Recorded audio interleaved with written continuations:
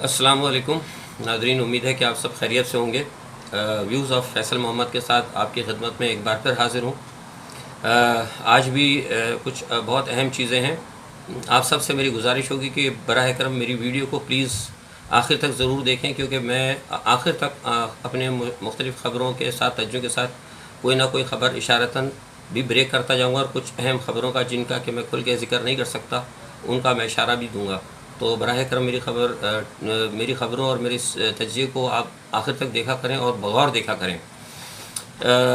चलते हैं पहले आलमी ख़बरों की तज्ज़िये की तरफ। आपको याद होगा कि मैंने 30 जून को मैंने ख़बर आपको दी थी अपने इसी वीडियो तज्ज़िये के अंदर, और मैंने आपको ख़बर वो ब्रेक की थी कि चीन जो है बतौर सुपर पावर जो है जल्द तस्लीम कर लिया जाएगा, क्योंकि उसने अपने कार्ड टेबल पे शो करने शुरू कर दिए हैं।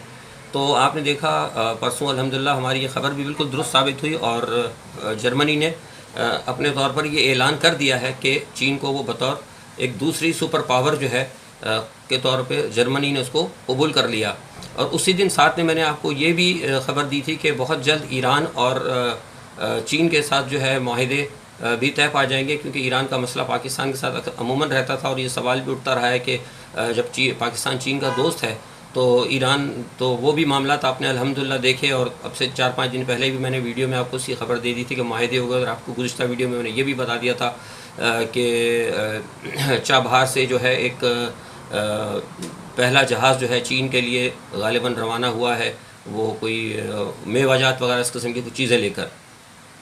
तो ये एक ख़बर थी, और इसी पस मंज़र में आज आपको एक और मैं ख़बर दे रहा हूँ कि मैंने बताया था आपको कि जिस तरह चीन ने इस्लामी ममालिक को अपने गिर्द जमा किया था एक बेहतरीन स्ट्रेटजी इख्तियार करते हुए, तो लामहला सी बात है कि अफ़गानिस्तान भी एक ऐसा मुल्क है जिससे कि पाकिस्तान के पड़ोस में है, और अमूमन वहाँ से पाकिस्तान को कुछ ना कुछ प्रॉब्लम्स भी होती रहती हैं। तो अल्हम्दुलिल्लाह अब ये हुआ है कि चीन ने अफ़गानिस्तान के साथ भी बात कर ली है। और आपको याद होगा गुज़िश्ता दिनों में आपको तालिबान के हवाले से बताता भी रहा हूँ कि तालिबान की जो अमन बातचीत चल रही थी पस पर्दा, उसमें कहीं ना कहीं चीन का भी हाथ था, क्योंकि ऐसा तो नहीं हो सकता ना कि इतना बड़ा मामला तय पा रहा हो और एक दूसरी बड़ी सुपर पावर जो अपने कार्ड टेबल पर रख रही हो वो उससे खामोश हो। लेकिन बहुत सारी बातें हम नहीं बताते, हम वही बातें बताते हैं जो कि किसी हद तक मुल्क और कौम के मफाद में हो।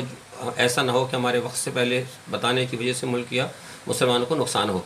तो ऐसा सच वो मामला भी अब तय हो गया है, और आज उसकी खबर ये है कि अफ़गानिस्तान से भी चीन ने ये गारंटी ले ली है। ये मैं आपको पक्की खबर दे रहा हूँ कि अफ़गानिस्तान से चीन ने ये गारंटी ले ली है कि आइंदा अफ़गानिस्तान की सरज़मीन भी पाकिस्तान के ख़िलाफ़ इस्तेमाल नहीं होगी। और तालिबान ने भी, और प्लस अफ़गान गवर्नमेंट से भी ये बात हो गई है कि वो बहुत जल्द जो सफारत खाने पाकिस्तान की सरहद पर अफ़गानिस्तान के अंदर मौजूद है, जो वहाँ से दहशत गर्दी करते हैं, उनको भी ख़त्म कर दिया जाएगा। तो ये एक बहुत बड़ी कार्रवाई है। और ये जो अब तालिबान के साथ बातचीत हुई है, अगर आप किसी को याद हो तो ये मेरी उसी पुरानी ख़बरों की तरफ जाता है जिससे मैंने तालिबान के हवाले से और भारत के हवाले से कुछ बातें की थी। अब जिन्होंने मेरी ख़बरों को देखा होगा वो ख़ुद पहचान जाएंगे कि मेरा इशारा किस तरफ है। अच्छा, ये बात हो गई। दूसरी मैंने आपको बताई थी कि जिस तरीके से चीन ने मुस्लिम दुनिया के गिर्द अपने आप को इकट्ठा किया है, और जिस तरह सारी मुस्लिम दुनिया चीन के साथ आई है, उसकी वजह से चीन का जो है पल्ला जो है इस्लामी दुनिया में भारी होता जा रहा है, और चीन बहुत अहमियत का हामिल मुल्क बनता जा रहा है मुस्लिम ममालिक के अंदर। और इस वजह से अमेरिका जो है चीन के भी ख़िलाफ़ होता जा रहा है, बल्कि अमेरिका ने अब सऊदी अरब के ख़िलाफ़ भी मतलब एक थोड़ा सा शदीद नाराज़गी का इज़हार किया है।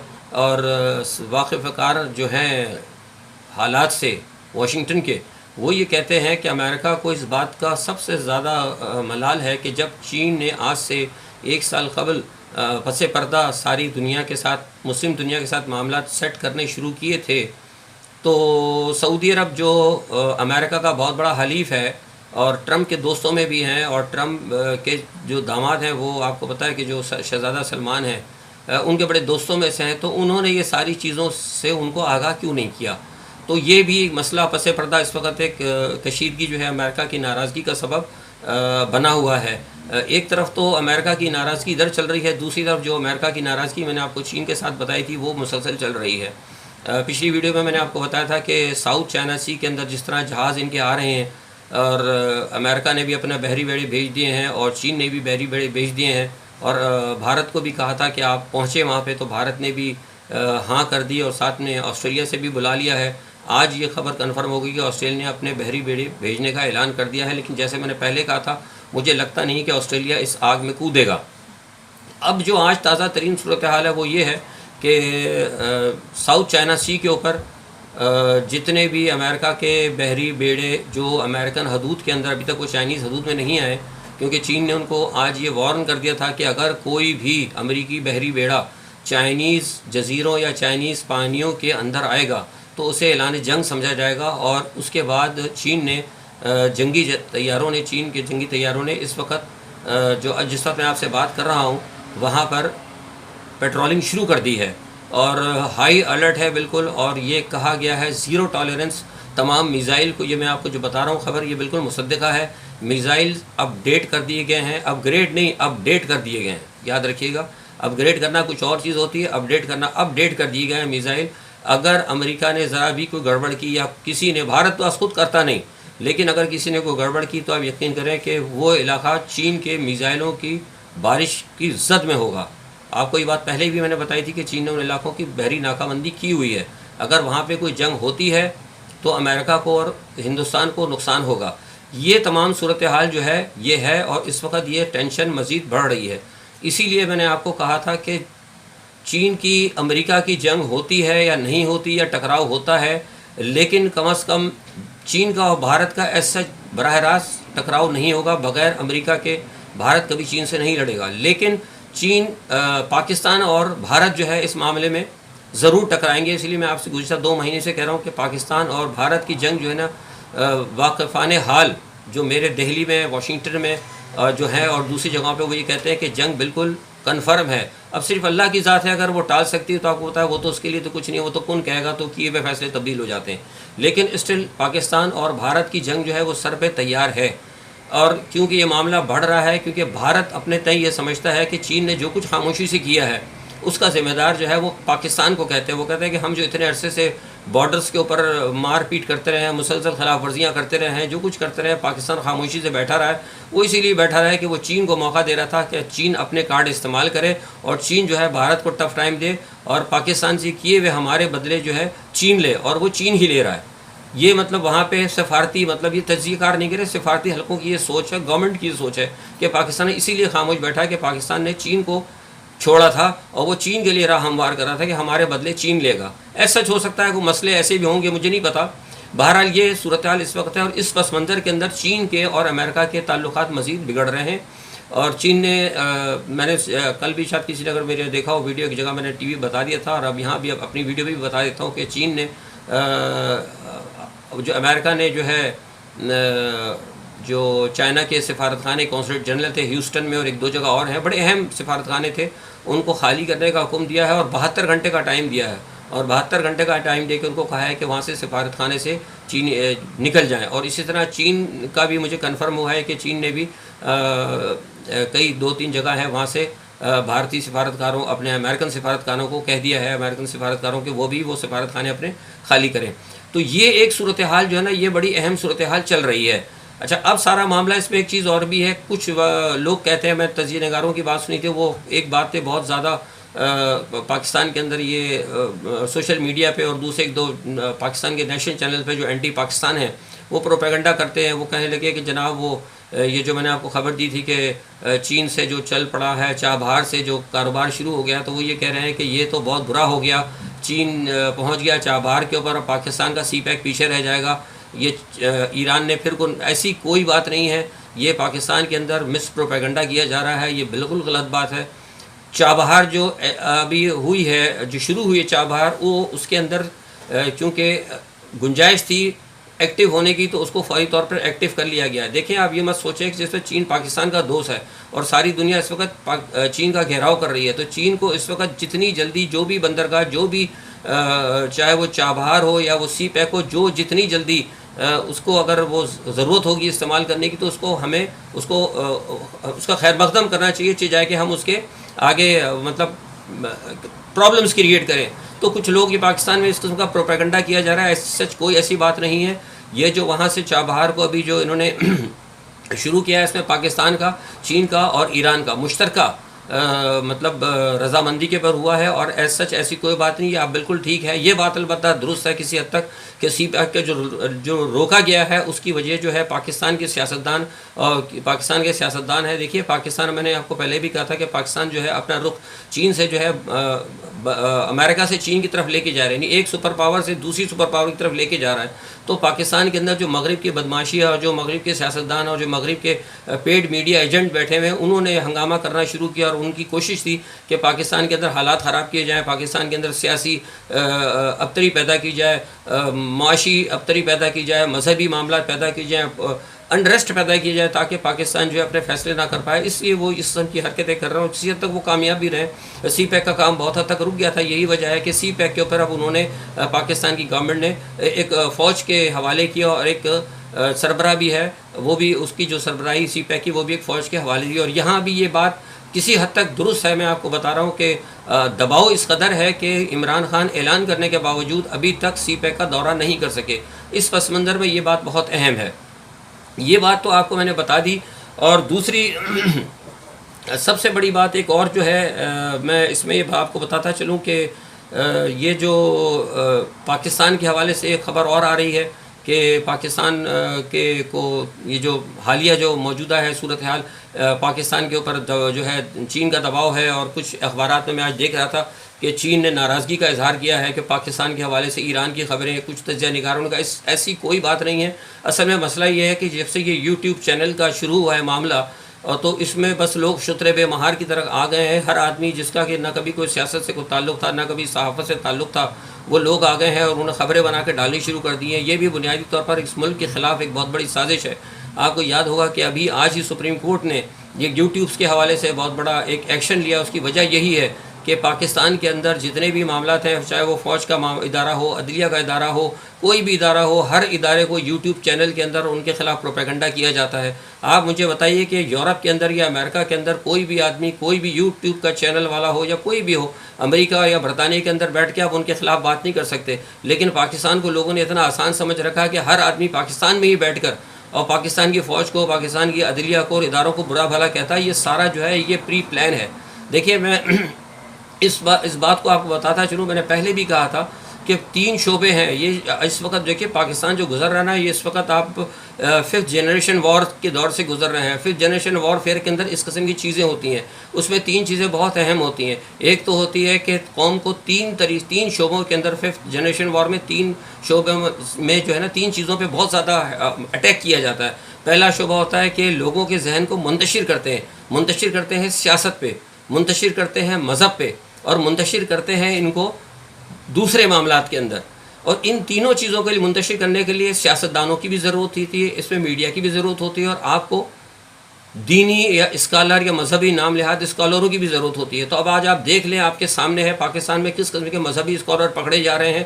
کوئی توہین کے زمرے میں پکڑا جا رہا ہے. پاکستان کے اندر میڈیا کے جو لوگ ہیں جو باہر سے پیسے لے رہے ہیں وہ کہاں پکڑے جا رہے ہیں. ابھی حالیہ مطیع اللہ جان کی بات آئی تھی، تو میں نے کل بھی کہا تھا اور ایک جگہ میں نے ٹویٹ بھی کیا تھا کہ جس وقت یہ پاکستان نے یہ پروگرام بنایا تھا اپنا رخ تبدیل کرنے کا، تو یہاں پہ سارے کے سارے ویسٹرن اور بھارت کے اور NDS کے اس کے اوپر چلنے والے تمام ایجنٹ جو ہیں ایکٹیو ہو گئے تھے. وہ سارے شعبے میں موجود ہیں. جو میں نے آپ کو تینوں شعبے بتایا نا، وہ سیاست میں بھی ہیں، وہ میڈیا میں بھی ہیں، وہ مذہبی جماعتوں میں بھی ہیں. وہ سب ایکٹیو ہو گئے. ان کا پلان تھا کہ ہم کچھ اداروں کو بدنام کرنے کے لیے ساتھ ساتھ جس طرح کی BLA کرتی ہے اور دوسری تنظیمیں کرتی ہیں کہ کچھ لوگوں کو اغوا کر لیا اور مار دیا. یہ میں نے آج سے 2 دن پہلے یہ بات کہی تھی. تو اتفاق کی بات ہے کہ وہ اسی دوران یہ مطیع اللہ جان صاحب کا بھی ڈرامہ ہو گیا. اب یہ بھی مجھے ڈرامہ ہی لگتا ہے. دیکھیے مجھے نہیں لگتا کہ اٹھا کے وہ لے جائیں گے. عجیب ہی تماشا ہے، سمجھ سے باہر ہے. ایک ایسی ایجنسی جو کہ اپنے بندوں کو افغانستان سے لے آئے، عزیر جان بلوچ کو کسی اور ملک سے لے آئے، کسی کو کلبھوشن کو جا کے ایران سے پکڑ لے. وہ اپنے ملک میں یہ چھوٹے موٹے لوگوں کو جو کہ اپنے آپ کو غدار بنے پھرتے ہیں ان کو اٹھا کے سر عام پکڑے گی. مجھے نہیں لگتا کہ ہماری فوج یا پاکستان کے ادارے چوہوں کو مارنے کے لیے توپوں کا استعمال کریں. آپ بس میرا اشارہ سمجھ گئے ہوں گے. یہ چوہے، یہ پلانٹڈ چوہے ہیں، یہ سارے کے سارے. ابھی وہ میں نے حامد میر صاحب کو اور دوسرے لوگوں کو جتنے اینٹی پاکستان ہیں وہ سب متحرک ہو گئے ہیں اور اگلوا رہے ہیں دیکھیے ایک بات یاد رکھیں کہ اس وقت جیسے میں نے آپ کو پہلے کہا کہ پاکستان اس وقت جو ہے بہت سخت ہائبرڈ وار کے نرغے میں ہے، اندر سے اور باہر سے دونوں طرف سے پاکستان پہ پریشر بہت ہے. ٹھیک ہے جی، میں آپ کو بار بار کہتا رہا ہوں اور یہی صورتحال اس وقت چل رہی ہے.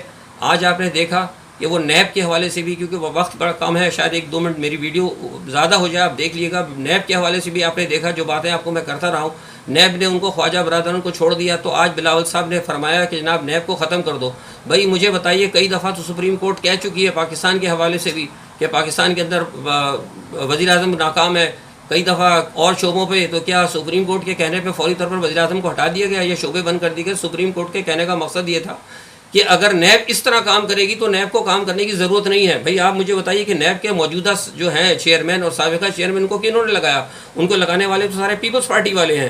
تو سوال یہ پیدا ہوتا ہے کہ اگر آپ بلاول صاحب یا اگر کوئی دوسرے لوگ کہہ رہے ہیں تو بنیادی طور پر وہ اگر نیب کو بند کرنے کے لیے کہہ رہے ہیں تو نیب تو بنیادی طور پہ بنائی انہوں نے تھی، اور آج بھی جو لوگ کام کر رہے ہیں نیب کے اندر وہ بھی سارے انہی کے لوگ ہیں. میں نے آپ سے پہلے بھی کہا تھا اور پھر آپ کو بتا رہا ہوں کہ نیب کے اندر جتنے ماتحت لوگ ہیں، میں چیف کی بات نہیں کرتا کیونکہ میری کبھی ان سے ملاقات نہیں ہوئی، لیکن کئی ماتحت لوگوں کو میں جانتا ہوں جن کو کہ خود مسلم لیگ نون نے اور پیپلز پارٹی والوں نے بھرتی کیا ہوا ہے. ان کا کام ہی وہ کیس ہی اسی طرح چلاتے ہیں کہ جا کر کیس کوئی بھی چیز ثابت نہیں ہوتی. جن چیزوں کے پروف ہوتے ہیں وہ ان کو سامنے کبھی ڈسکس نہیں کرتے، لوگوں کو قید کرتے ہیں، ٹائم پاس کرتے ہیں. اصل ان کا مقصد یہ ہے، صرف اور صرف ان کا جو مقصد ہے وہ یہ ہے کہ حکومت کو بدنام کیا جا سکے، گورنمنٹ کو اور اس احتساب کے نظام کو جس احتساب کے نظام کے نام کے اوپر پاکستان میں تبدیلی لانا چاہتے ہیں یا پاکستان میں اسٹیٹس کو توڑنا چاہتے ہیں، اس کو یہ بدنام کرنا چاہتے ہیں اور لوگوں کے دل میں، لوگوں کے ذہن کے اندر اس تبدیلی یا اس احتساب سے بیزاری پیدا کرنا چاہتے ہیں. اور یہ میں جیسے آپ سے پہلے کہا تھا کہ اس میں سارے لوگ شامل ہیں، اس میں میڈیا بھی شامل ہے،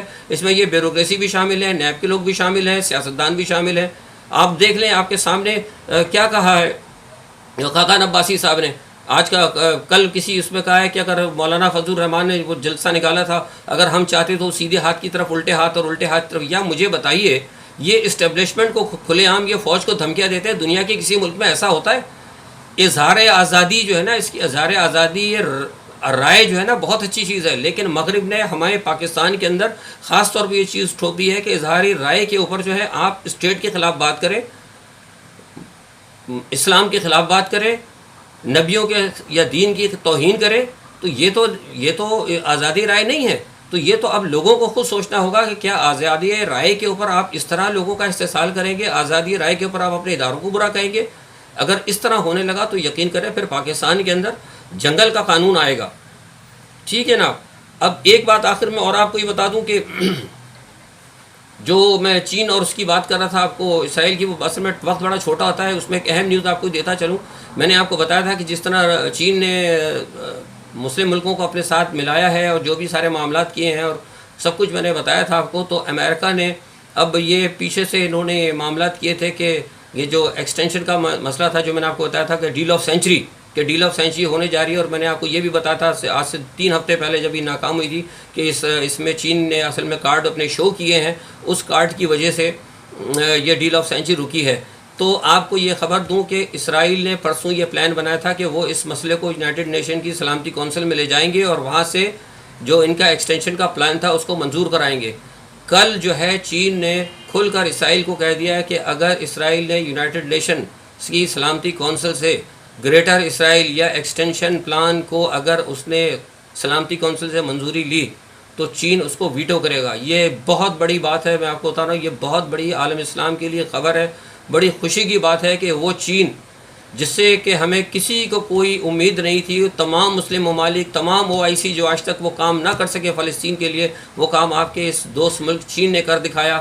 یہاں مجھے وہ ایک روایت یاد آتی ہے، پتہ نہیں وہ صحیح ہے کہ غلط، لیکن اس کے صحیح ہونے کی مجھے آج یہ تردید مل رہی ہے کہ جب سرکار دو عالم صلی اللہ علیہ وسلم نے کہا تھا مسلمانوں سے کہ علم حاصل کرو خواہ تمہیں چین جانا پڑے، تو میرے دل نے یہ کہا تھا کہ جس ملک کا سرکار کی زبان سے نام نکل جائے کہ وہاں چلے جاؤ. پتہ نہیں وہ چین اس وقت تھا کہ نہیں تھا، لیکن لوح محفوظ پر یہ فیصلہ ہو گیا ہوگا، فرشتوں سے کہہ دیا ہوگا کہ لکھ دو کہ ایک ملک چین ہوگا اور وہ مسلمانوں کو سکھائے گا اور مسلمانوں کی مدد کرے گا.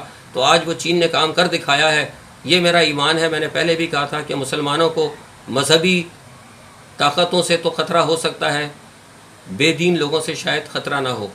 آج کی ویڈیو شاید ہو سکتا ہے لمبی ہو گئی ہو، میں اسی کے ساتھ آپ سب سے اجازت چاہتا ہوں۔ اپنا بہت خیال رکھیے گا۔ اگلی ویڈیو میں انشاءاللہ آپ سے اور بہت اہم چیزیں ڈسکس کروں گا۔ اللہ حافظ۔